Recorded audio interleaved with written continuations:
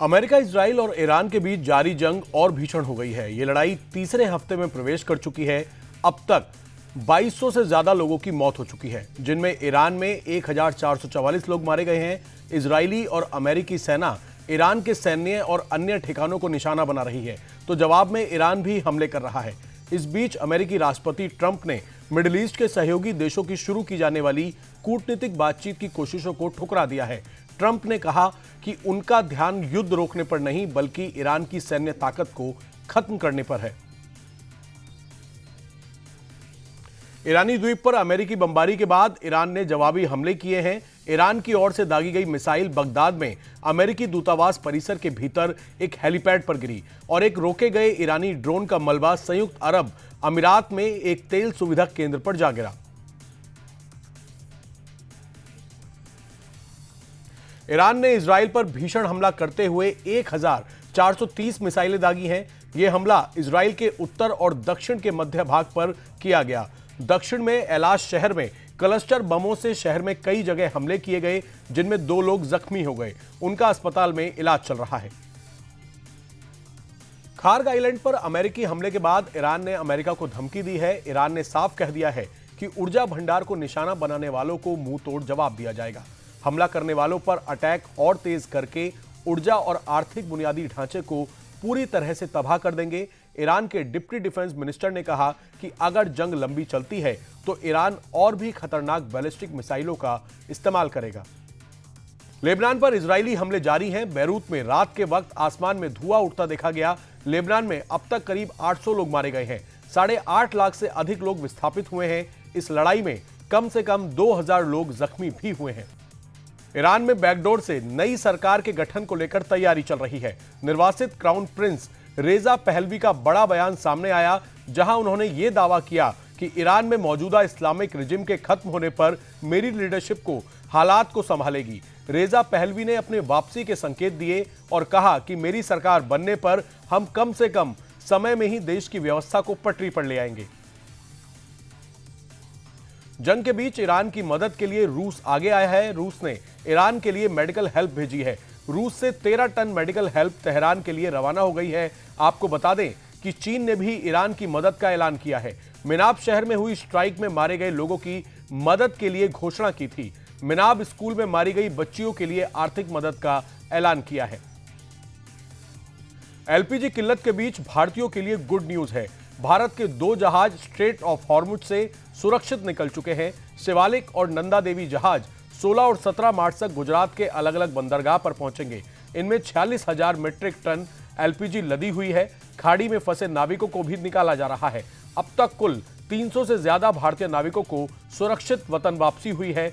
Gulf की खाड़ी में अभी भी 24 भारतीय शिप मौजूद हैं, जिन्हें जल्द वापस लाया जाएगा। भारत सरकार ने एक बार फिर से लोगों को एलपीजी की पैनिक बुकिंग से बचने की सलाह दी है। पेट्रोलियम मंत्रालय ने कहा कि एलपीजी और ऑयल स्टॉक पर हमारी स्टेटस रिपोर्ट क्लियर है। देश में तेल की कोई कमी नहीं है, लेकिन एलपीजी को लेकर लोग हड़बड़ी में बुकिंग कर रहे हैं, जिससे हालात थोड़े विपरीत हैं। कल तक एक दिन में 70 लाख बुकिंग हो रही थी। अब ये आंकड़ा 88 लाख पहुंच गया है। लेकिन किसी को घबराने की जरूरत नहीं है, जल्द ही हालात सामान्य हो जाएंगे। ठाणे के भिवंडी में गैस सिलेंडरों की कालाबाजारी करने वाले के खिलाफ एक्शन जारी है।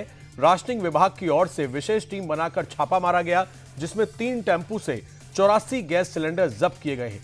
जब्त किए गए सिलेंडरों में 51 खाली और 33 भरे हुए सिलेंडर पाए गए। इस दौरान 2 टेम्पू चालकों को हिरासत में लिया गया है। इनके खिलाफ थाने में आवश्यक वस्तु अधिनियम के तहत मामला दर्ज कर आगे की कार्रवाई की जा रही है। उत्तर प्रदेश में गैस की कालाबाजारी पर योगी की पुलिस सख्त एक्शन ले रही है। बुलंदशहर के खुर्जा में पुलिस ने एक गैस एजेंसी पर छापा मारा। मौके से 1000 से ज्यादा सिलेंडर्स, अवैध गैस रिफिलिंग और 3 बड़े रिफिलिंग पाइप्स बरामद हुए हैं।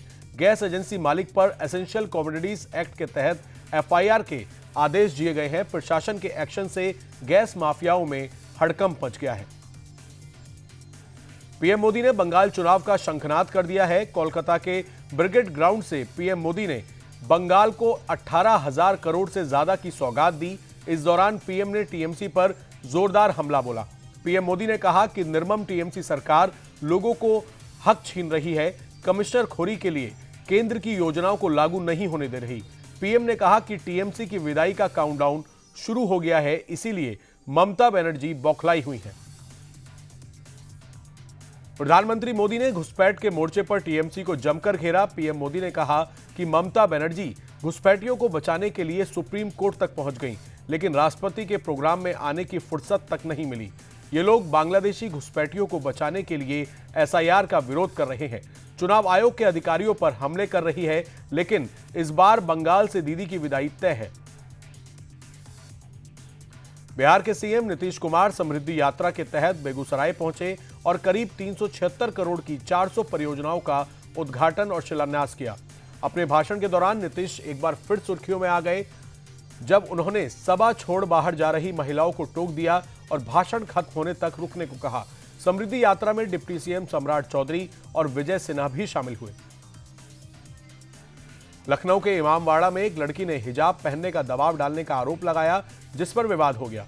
मान्या सिंह नाम की लड़की ने फेसबुक पर वीडियो शेयर से करके यह मुद्दा उठाया। उसने आरोप लगाया कि उसे और उसकी दोस्त को इमामबाड़ा में दुपट्टा लेकर आने और शर्ट की बटन बंद करने को कहा गया, जबकि लड़की के मुताबिक उनकी ड्रेस ठीक थी। यह वीडियो सोशल मीडिया पर वायरल हो रहा है। गाजियाबाद के कौशाम्बी थाना इलाके में पुलिस ने राष्ट्र विरोधी गतिविधियों में शामिल एक गिरोह का खुलासा करते हुए 6 आरोपियों को गिरफ्तार किया। पुलिस ने आरोपियों के पास से अपराध में इस्तेमाल किए जाने वाले 8 मोबाइल फोन भी बरामद किए।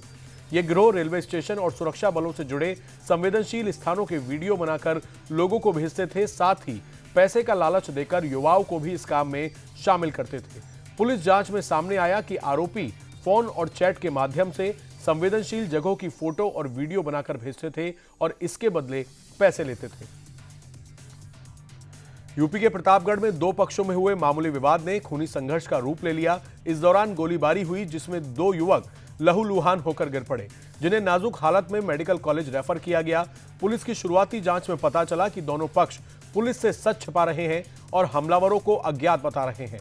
पुलिस ने कुछ संदिग्धों को हिरासत में लिया है और बाकी आरोपियों की तलाश की जा रही है।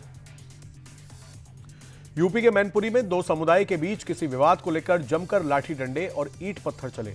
इस घटना में दोनों पक्षों के कई लोग घायल हो गए।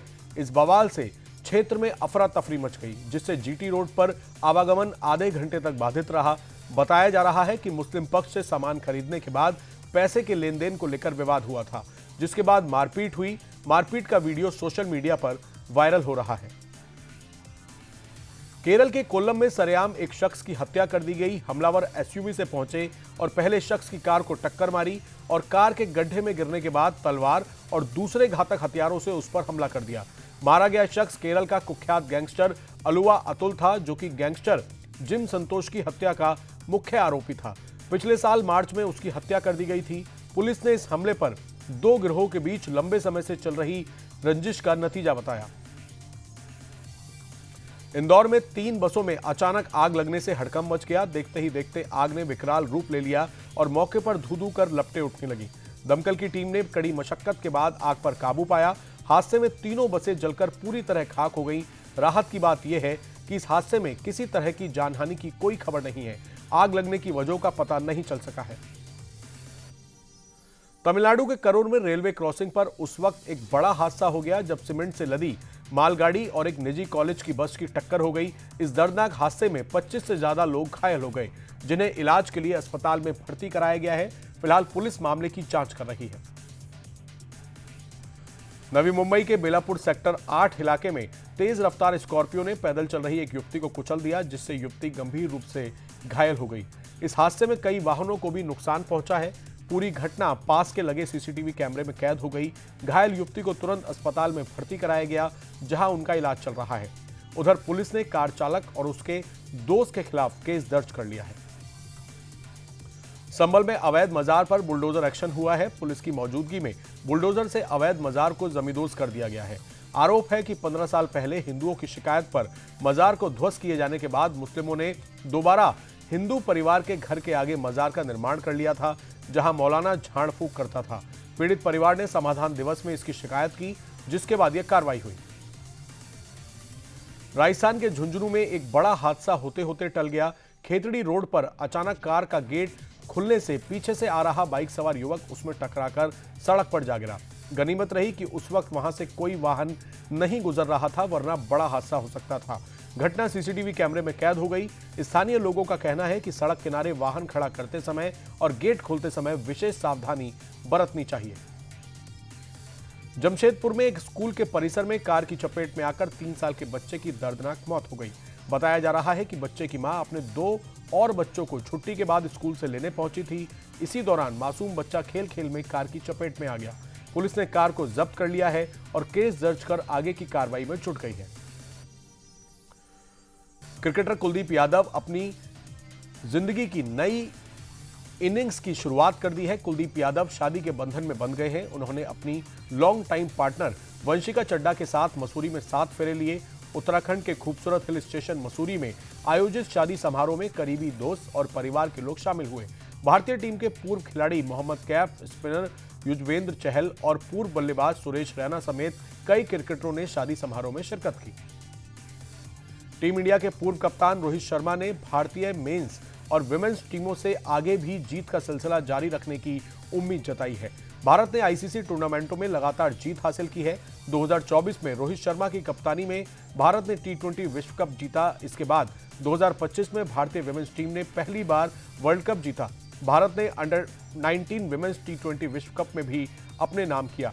सूर्य कुमार यादव की कप्तानी में भारत ने T20 वर्ल्ड कप 2026 का खिताब जीता। T20 वर्ल्ड कप जीतने के बाद खिलाड़ियों का जश्न अभी जारी। टीम इंडिया के कप्तान सूर्य कुमार यादव और कोच गौतम गंभीर T20 वर्ल्ड कप की ट्रॉफी को लेकर मुंबई के सिद्धिविनायक मंदिर पहुंचे और गणपति बप्पा का आशीर्वाद लिया। सूर्य कुमार यादव और गौतम गंभीर ट्रॉफी के साथ गणपति की प्रतिमा के सामने तस्वीर खिंचाते हुए नजर आए।